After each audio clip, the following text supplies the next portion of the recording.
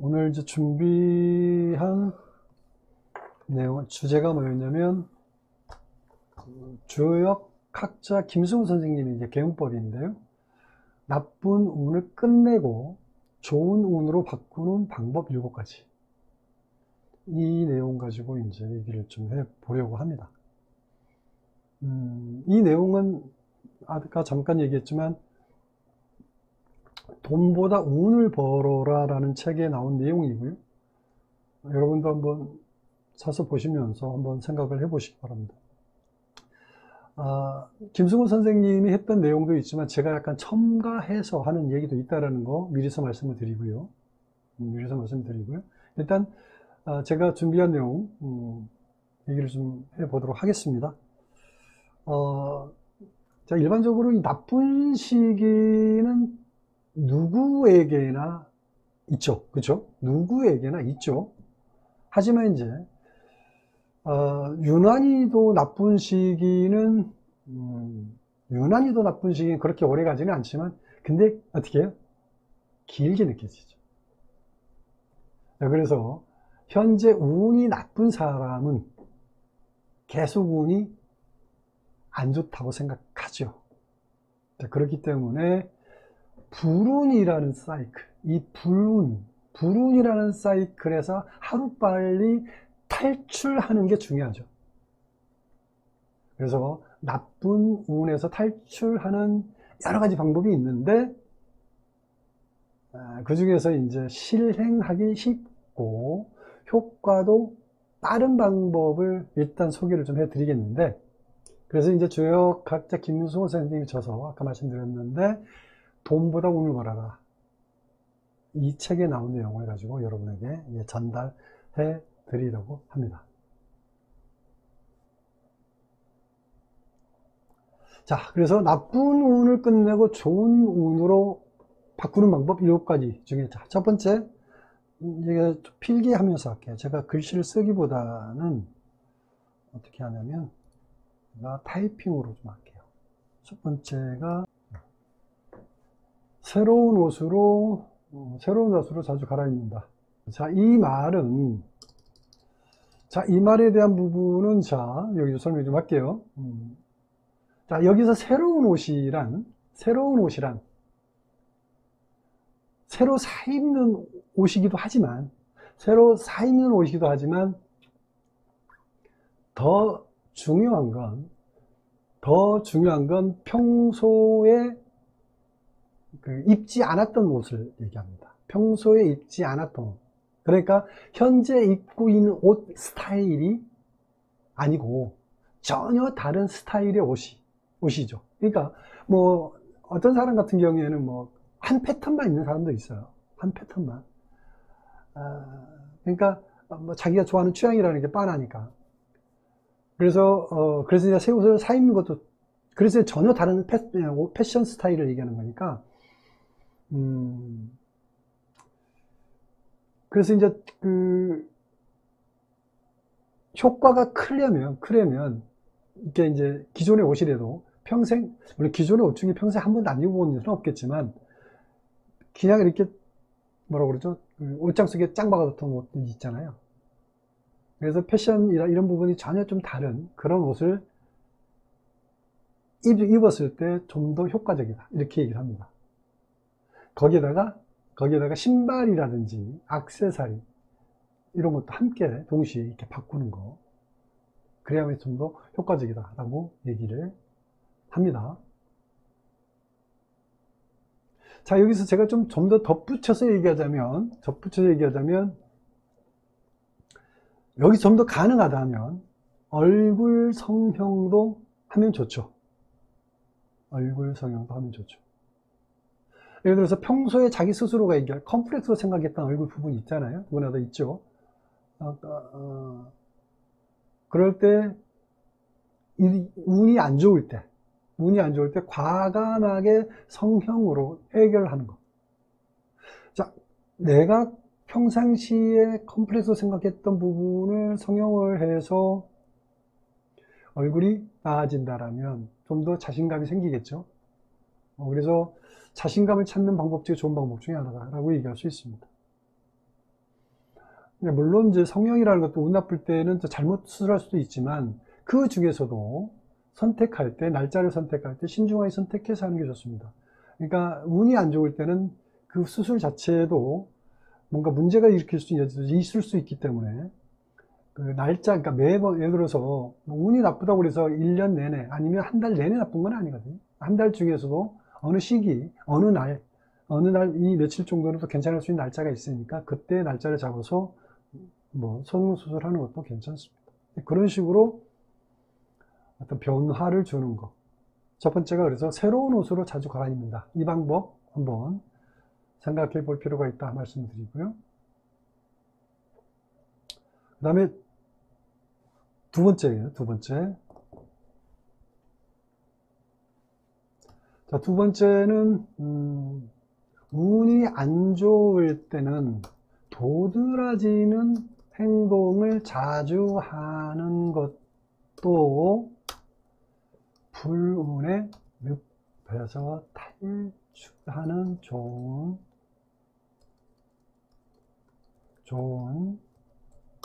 방법이다.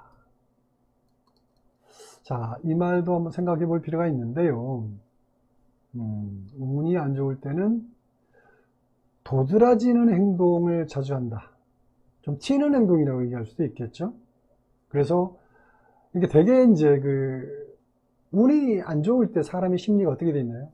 침체돼 있죠, 그죠? 침체돼 있기 때문에 그 도드라지는 행동이라는 건 좀 뭔가 좀 사람들에게 시선을 좀 받을 수 있는 그런 일을 의식적으로 좀 만들어서 뭔가 침체에서 탈출할 수 있는 여지를 얘기하는 것 같아요. 이런 걸 좀 자주 하라 그런 건데, 자주라는 게 중요한데, 자, 운이라는 것은 배고플 때 밥 먹으면 바로 배가 부르듯이 운이 그렇게 급하게 밥 한 끼 먹어서 배부르듯이 이렇게 바뀌는 건 아니잖아요. 그래서 그 변화라는 것은 무의미할 것 같은 행동들이 조금씩 모여서 어느 순간에 효과가 나는 거죠. 그래서 자신이 침체되어 있는 모습보다는 적극적인 사람으로 주변에 이렇게 보여주는 그런 것도 하나의 운의 변화를 가져올 수 있는 하나의 방법이다 라고 얘기를 합니다. 자, 김승호 선생님께서 이제 이런 어떤 방법으로 얘기를 좀 하셨고요. 조금 이 부분에서도 좀 이해하기 어려울 수 있는 여지가 좀 있긴 있었습니다만은 나름 일리가 있는 그런 방법이라고 보고요. 자, 세 번째, 요거는 좀 센세이션한 부분도 없지만 가면 갈수록 조금 센세이션한데, 첫 번째, 두 번째는 좀 약간 어찌 보면 좀 약간 뭐라고 그러죠? 어려울 수 있는 여지라고 얘기할 수도 있겠고, 특히 두 번째가 좀 그렇죠. 세 번째를 보면요. 세 번째를 보면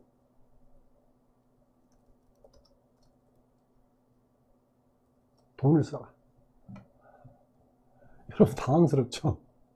돈을 써라. 돈이 없는데 돈을 어떻게 써? 이렇게 반문할 수 있는데요. 이 돈은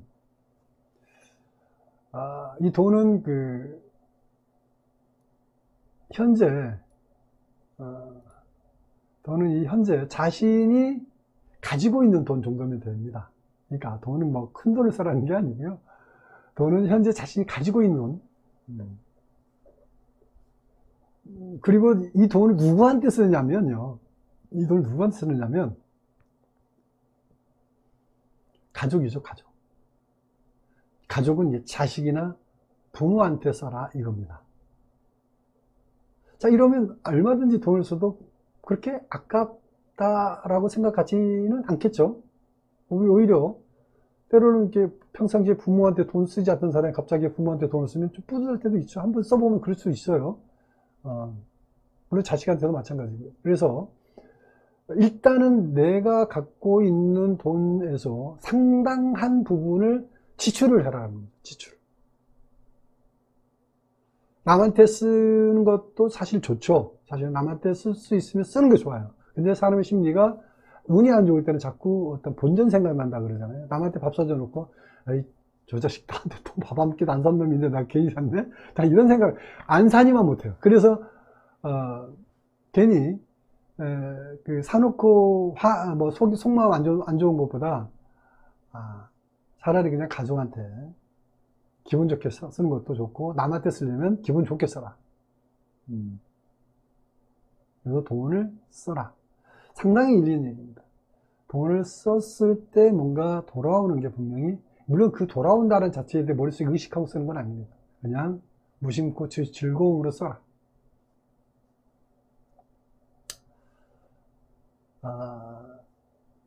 그 다음에 네 번째죠. 네 번째.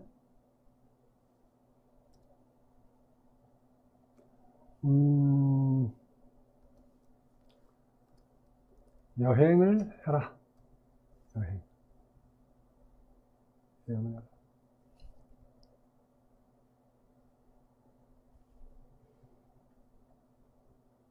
자, 여행하라니까 이것도 마찬가지. 운도 안 좋은데 무슨 여행입니까? 그렇죠. 뭐 할 돈도 없는데 무슨 여행입니까? 이렇게 얘기하는데요. 여행 어떤 곳이 좋냐? 일단 여행 어떤 곳이 좋냐? 일단 한 번도 가본 적이 없는 곳으로 가라. 이런데 아이고, 그러면 미국도 가야 되고 러시아도 가야 되고 뭐 호주니 뭐니 이렇게 생각할 수 있는데, 멀리 여행 갈 시간과 돈이 없다면 가까운 곳이라도 평소에 가보지 않은 낯선 동네를 찾아서 산책하라. 이거죠. 그러니까 요 의미는 이거 같아요. 제가 이제 김수고 선생님이 했던 말 그대로 제가 이제 옮긴 건데, 낯선 동네에 갔을 때 느끼는 여러 가지 복합적인 감정이 있을 거라고 봐요. 낯선 데 가면 갑자기 사람이 어떤 생존에 대한 애착이 생길 수 있거든요. 생존에, 나도 모르게 무의식적으로 살아야 된다. 물론 이제 사람 많은 곳에 가면 이제 군중 속에 있으면서 고독감을 느끼면서 그 고독 속에서 또 뭔가 살아있는 사람들의 모습을 보면서 거기서 같이 또 살아야 된다는 어떤 그런 삶에 대한 의욕이 생기기도 하죠. 뭐 이런 측면에서 얘기한 게 싶은 건데, 그런데 이제 피할 곳은 어디냐면 경치 좋은 유원지라든지 공원 이런 곳이 아니라, 예를 들어서 낯선 동네, 뭐 시장 같은데 이런데 좀, 그러니까 뭔가 운치 있는 곳에서 감상에 젖는 그런 어떤 환경이 아니라 뭔가 좀 약간 뭔가 생소하면서도 좀 낯설은 곳에서 거기서 느끼는 감정이 주로 이제 생존에 대한 욕구, 의욕, 뭐 이런 부분들을 끌어내기 위한 하나의 어떤 행위가 아닌가라고 생각을 해봅니다. 그래서 여행을 하라.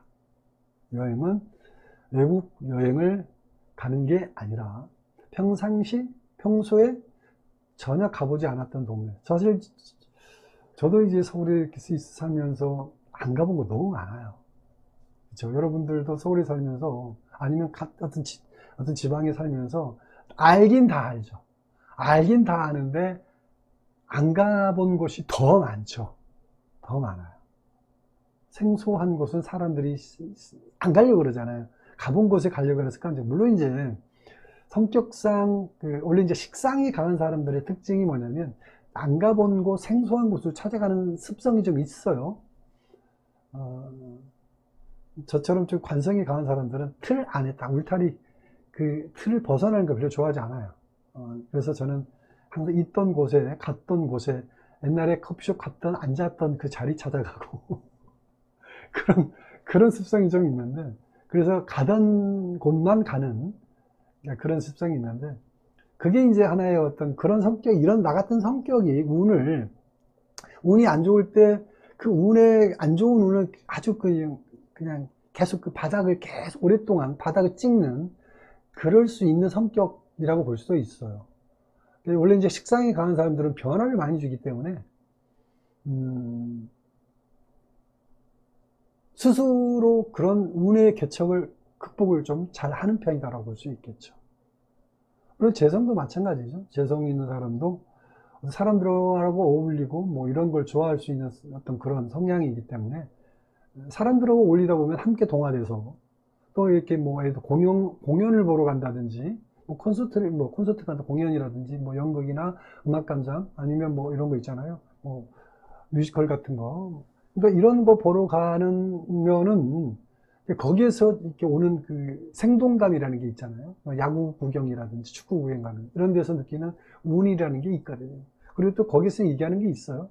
또 축구장이라든지 뭐 음악회라든지 이런 데 가면 일종의 여러분들은 이런 말 이제 믿는 사람이 있고 안 믿는 사람이 있지만 거기에는 그 일종의 그 흥미라는 에너지가 이런 일종의 그런 뭐라고 그럽니까 귀신이라고 표현하면 좀 뭐해서 제가 갑자기 생각이 안 나는데 일종의 그런 영혼들이 있어요. 있다고 해요. 있다고 해요. 그래서 그 기운들이 함께 묻어서 나오는 거예요. 그 흥이라는 그런 어떤 그 에너지가 묻어서 나오기 때문에 그러니까 어떤 지금 현재 침체되어 있는 현재 나의 운을 좀 빨리 끌어올릴 수 있는 그런 전한 방법이기도 하다. 그래서 운이 나쁠 때 뭐 공연장, 콘서트장 이렇게 가는 것도 긍정적으로 본다 이렇게 얘기를 합니다.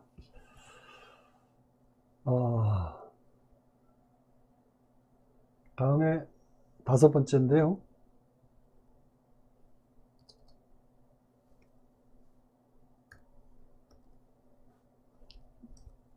말수를 줄여라. 말수를 줄여라.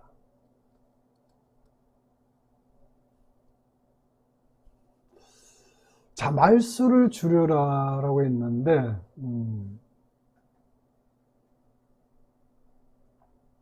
자, 말이 많으면 운이 제자리 걸음한다고 해요. 말이 많으면 운이 제자리 걸음한다고 해요. 저도 사실 이런 말이 좀 생소합니다만은 뭐 김승호 선생님이 이제 이런 말씀하셔서 대수님 이해를 해보려고 노력을 합니다만 말이 많으면 제자리 걸음한다. 자, 왜 그러냐? 자, 행운 귀신이 볼 때 말이 많은 사람은 현재 운이 좋아서 기쁘고 즐거운 사람으로 보기 때문에 도와주지 않는다고 그럽니다.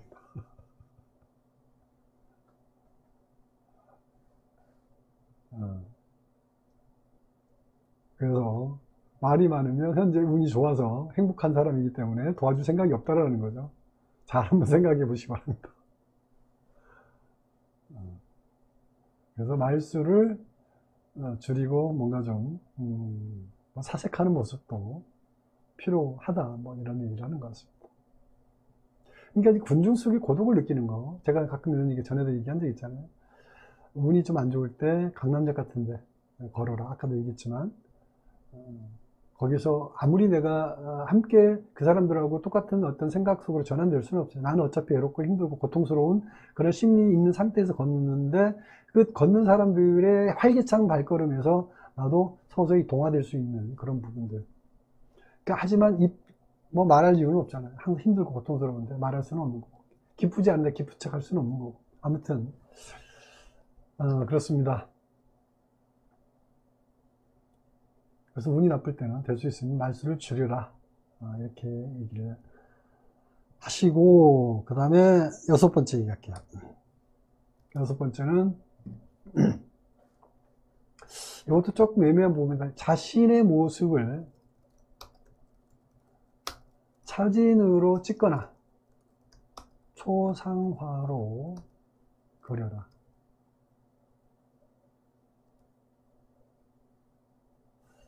자신의 모습을 사진으로 찍거나 초상화로 그려도 좋다 이렇게 말씀하셨는데 일단 자 이것도 물론 좋지만 더 강력한 방법은 대중 앞에 나서는 거라고 합니다. 대중 앞에 나서는 거.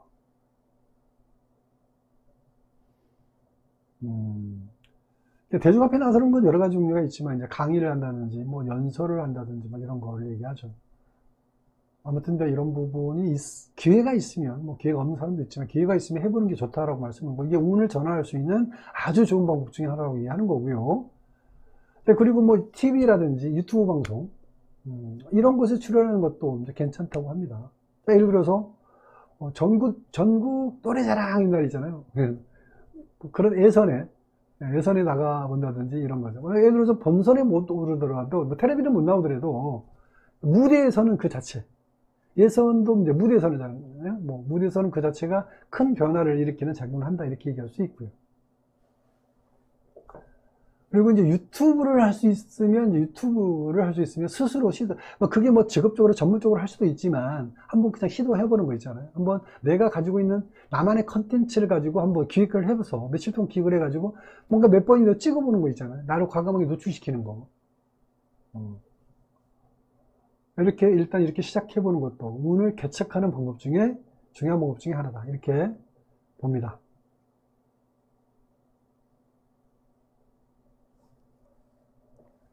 일단 나를 좀 놓쳐. 아까 첫 번째 뭐 그런 얘기도 있었지만, 유사한 부분이 첫 번째, 새로운 옷으로 자주 갈아입어라. 뭐 이런 거. 운이 안 좋을 때는 도드라진 행동을 자주 하는 것도 불운의 늪에서 탈출하는 방법입니다. 이런 부분은 인맥상통한 부분이라고 얘기할 수 있겠죠.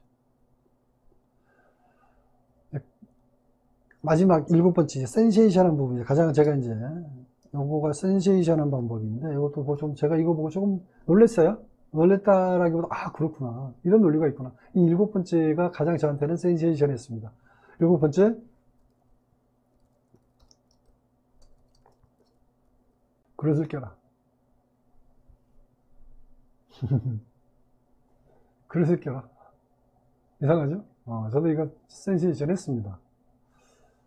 마지막 7번째가 사실 이제 피날레가 된 것 같은데, 이게 가장 어떻게 보면, 김승호 선생님께서 이 7번째를 좀 강조하면서 해주고 싶었던 얘기 같더라고요. 얘기를 들어보니, 책을 보니까. 7번째가 어찌 보면 김승호 선생님이 가장 강조하는 부분이라고 봐요. 이 방법은 이제 김승호 선생님께서 가끔 써먹는 방법이라고 해요.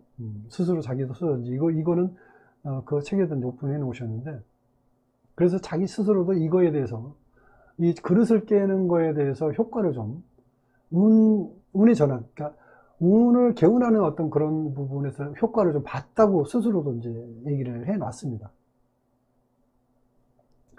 근데 이제 이 그릇이 어떤 그릇이냐인데, 이제 컵도 좋고요. 뭐 항아리, 병, 이런 거 다 괜찮다. 컵, 항아리, 병, 다 괜찮다.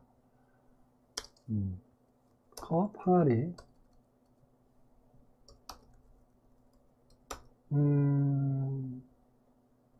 병, 이런 거 다 괜찮다. 근데 안 되는 거 접시 요거는 안 된다. 접시 요거는 안 된다. 요거는 평평한 거, 접시 같은 거 평평한 거는 안 된다는 거죠. 그래서 컵이나 항아리, 병 이런 건 괜찮은데 접시같이 평평은 안 된다.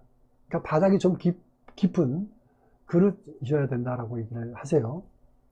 근데 이제 이런 걸 구하려면 뭐 다이소라든지 예를 들어 시장이라든지 가면 이제 싼 그릇들이 있죠. 싼 거.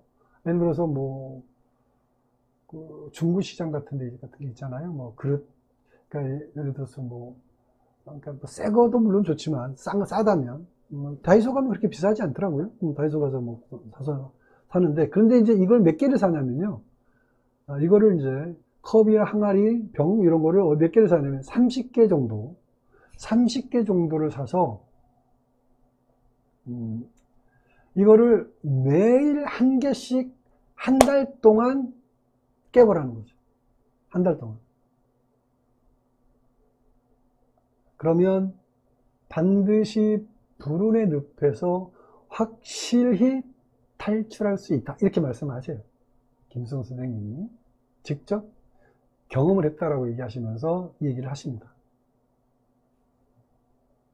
자, 운이라는 것은 아무리 빨리 바뀌어도 이제 3개월 정도 걸리죠. 바뀌어서 최소한 3개월 정도 걸립니다. 운의 전환이라는 거는. 운에 한번 이렇게 운이 다운 시기가 되면 최소 3개월, 최소 3개월이에요. 길면 3년도 돼요. 길면 3년도 됩니다. 어떤 사람은 30년 동안 재수 없었다고 하는 사람도 있어요. 이 3이라는 숫자가 있습니다. 이 3이라는 숫자가 연결되어 있어요. 물론 이제 3일마다 운세가 바뀌기도 하고요. 이 3이라는 숫자가 있습니다. 운의 운의 전환은 3이라는 숫자가 연결이 돼 있어요. 그래서 뭔가 오늘 운이 안 좋다고, 갑자기 운이 안 좋다고 그러면요, 3일 동안 조심하셔야 됩니다. 이 3이라는 숫자가 분명히 있어요. 그래서 오늘 운세가 갑자기 안 좋다고 그러면요, 오늘, 내일, 모레까지는 조심해야 됩니다. 그래서 김승호 선생님께서 말씀하시기를, 이제 그릇을 깨는 행사는 1년에 한두 번씩 연중 행사로 해도 좋다고 하셨습니다. 연중 행사로 1년에 한두 번씩. 예를 들어서 자신이 성실하다고 생각하는 사람은 이런 방식으로 이제 10년 동안 꾸준히 해보는 것도 좋다고 하셨습니다. 그러니까 운을 지키고 싶은 입장은, 그러니까 내가 운세가 좀 괜찮아, 아니 운세가 너무 나빴는데 이거 했으니 효과를 봤어. 그러면 1년이 아니라 10년 동안 꾸준히 있잖아요. 이렇게 하는 것도 큰 돈 들어가지 않잖아요. 꾸준히 하는 것도 나쁘지 않다. 이렇게 말씀을 하십니다. 뭐 그렇죠. 망치로 깨든 뭐 바닥에 집어 던지든, 집에서 하기 뭐 하면 박스 안에 갖다 놓고 박스에다가 이렇게 딱 퍼지니까, 예를 들어서 통 같은 데 있잖아요. 좀 깊고, 뭐라고 그러죠? 드럼통 같은 거 있잖아요. 그런 통에 넣고.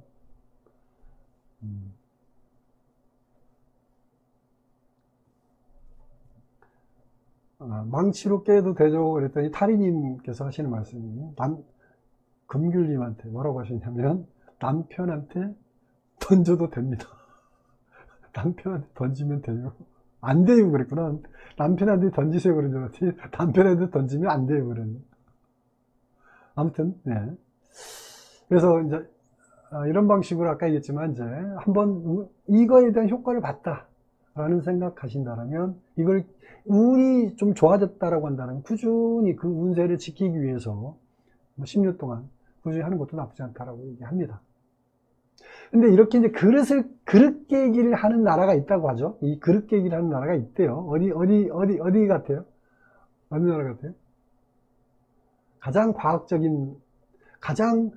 과학을 존중하는 나라, 과학과 철학이 살아있는 나라, 어느 나라일까요?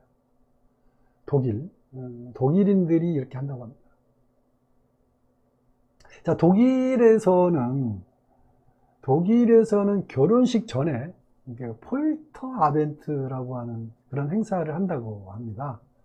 근데 그 폴터아벤트라는 게 뭐냐면, 가까운 사람들끼리 모여서 이제 결혼을 축하하는 파티라고 하는데, 이때 이제 그 결혼 축하 파티에 초대받은 손님들은 각자 자기 집에서 뭐 잘 쓰지 않은 그릇들을 가지고 온다고 해요.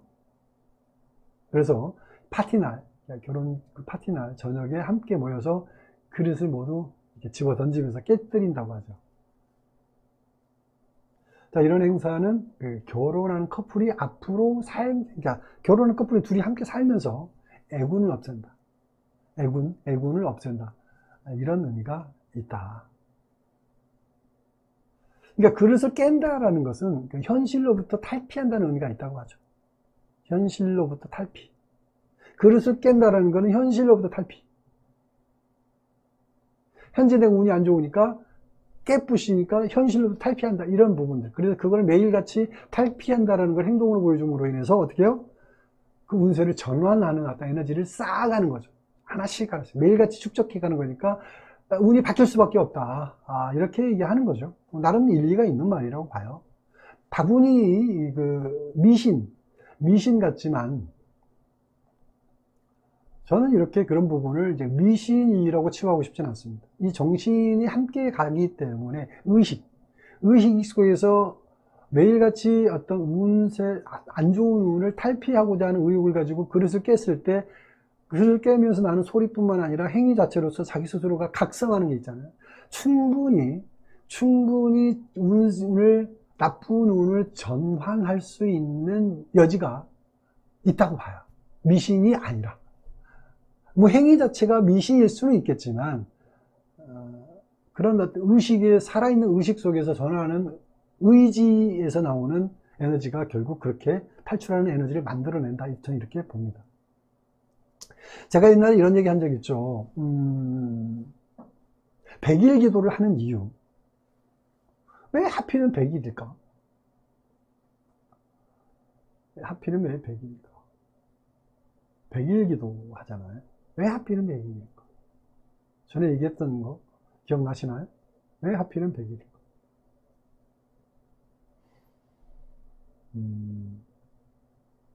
기억나시는 분? 제가 옛날에 얘기했죠. 기억나시는 분? 그렇죠. 맞습니다.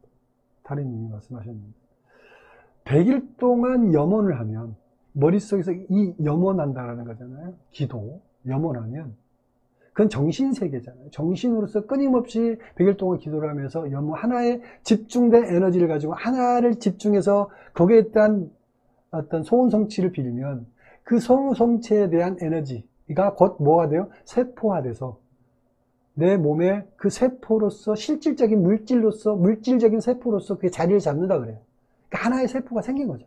100일 동안 기도함으로 인해서 내 인체에 내 몸에 세포가 생겼다는 건 하나의 물질이 생긴. 그러니까 정신과 물질이 결국 하나라는 거예요.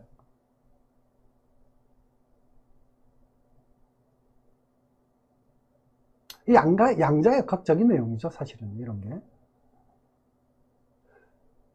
비로소 세포화가 됐기 때문에 그 세포가 성장하면서 실질적으로 이제 그 세포에 의해서 현실화된다는 거죠.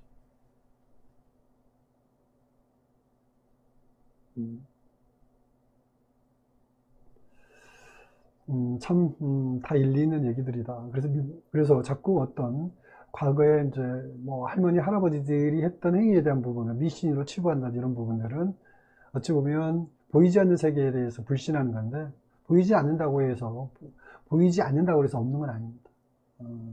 단지 인간의 의식으로 볼 수 없기 때문에 무시할 뿐이지 존재하는 건 존재합니다.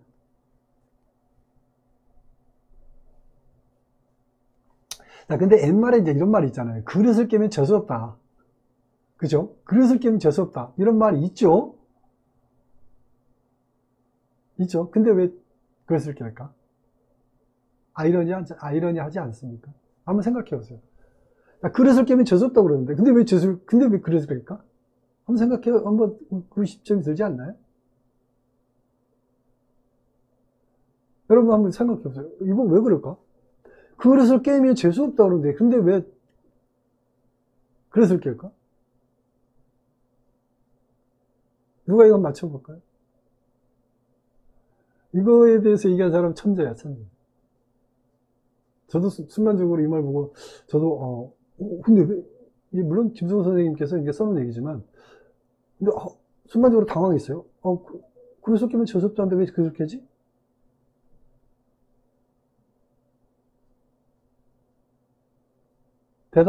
답을 얘기해 볼 분 안 계세요?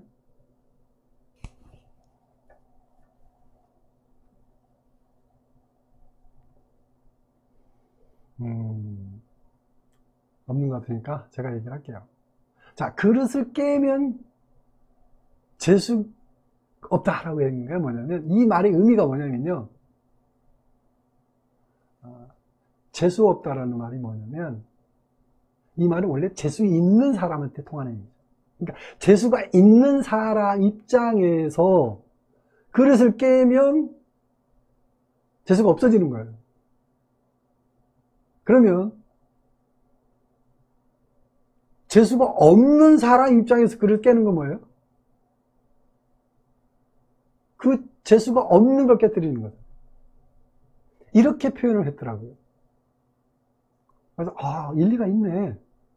그러니까 그릇을 깨면 재수 없다라는 거는 재수가 있는 사람 입장에서 재수가 없어지는 걸 얘기하는 거고, 재수가 없는 사람 입장에서는 그릇을 깨버렸을 때 현실을 탈피한다. 아까 이제 현실을 탈피한다고 그랬잖아요. 현실로부터 탈피하는 거. 현실은 괴롭고 고통스러운 현실 속에서, 이 불운한 현실 속에서 그릇을 깨뜨린 거, 현실을 탈피한다라는 의미를 갖고 있다. 그래서 이 말 듣고 저도 공감을 했어요. 역시 주역학자라서 다르시구나. 이런 부분에 대한 공감을 가질 수 있었어요. 현재 불운한 사람 입장에서 보면 현재를 하루빨리 탈출하는 게 중요하죠. 그래서 그릇을 깨는 거다. 그래서 그릇을 깨는 거다. 이런 얘기죠.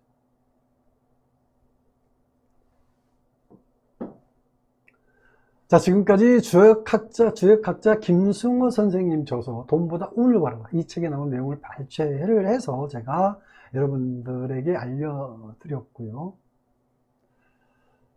이 내용을 참고를 해서 여러분과 함께, 저도 함께 앞으로 좋은 운을 만들어 가보도록 하겠습니다. 여기까지 할게요.